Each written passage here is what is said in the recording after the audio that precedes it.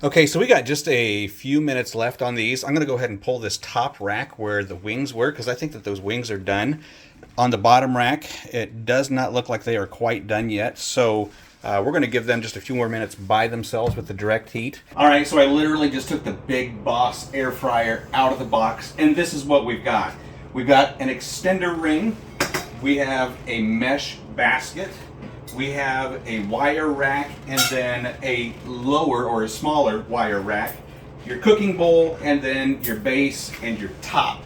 Depending on what you're cooking, you don't need to use all of these. We are cooking up some chicken wings, some chicken legs, and some fried mushrooms. We're going to do it all in the air fryer. All you have on here is a temperature and a timer. So the timer goes up to 60 minutes. And the temperature goes up to 480 degrees. You just turn it, you set it, and forget it. If you need to preheat something, you preheat it for 10 minutes, the halogen light will go out. That means it's time to go ahead and add your food to it. You've got tongs that you can use to pull your wire racks out so that you don't burn your fingers. You get 3 books with it. You get your instruction manual, and then it also gives you cook times for certain foods, all the way from chicken breast, fish fillets, onion rings, and look at this. There's literally suggested pages of different items to cook, the cook time, whether you use the wire rack or to use the mesh basket. Incredible. Right here you got a book of recipes. A book of recipes for your air fryer. You can't beat it. And then you've also got a book of recipes in Spanish. Okay, so I did decide to go ahead and preheat. Now they do say that when you preheat this, make sure that you preheat it with the wire racks and the mesh basket inside.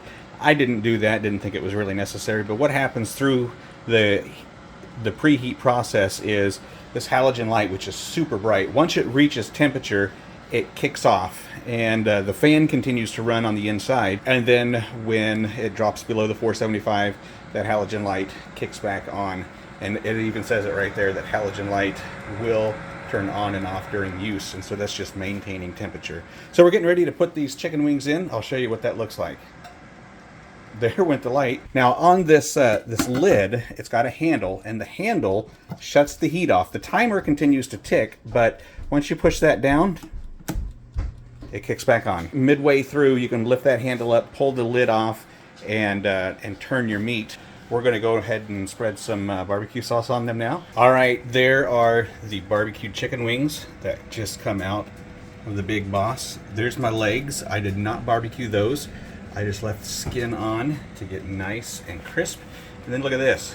I got a huge mess of mushrooms in there.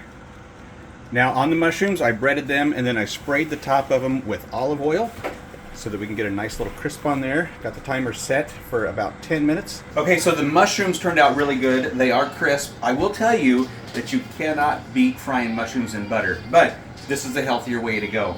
Now, the only thing I have to say about this air fryer, other than it's huge and you can cook a ton of food on it at one time, is that when you use both racks, the top rack is going to get done much quicker than the bottom rack. So my top rack of mushrooms is done. I'm finishing off the bottom rack. It's just a couple of minutes of difference there, but the heat goes direct onto that top rack. And so most of the food that you're going to cook is probably going to be on that bottom rack. And you know, if you do use the double rack, just be aware that once you pull that top rack off, you will probably have to finish off that bottom rack another 5 minutes, maybe 10 minutes. But in the meantime, stuff is cooling. You can snack, get yourself ready for supper with an appetizer.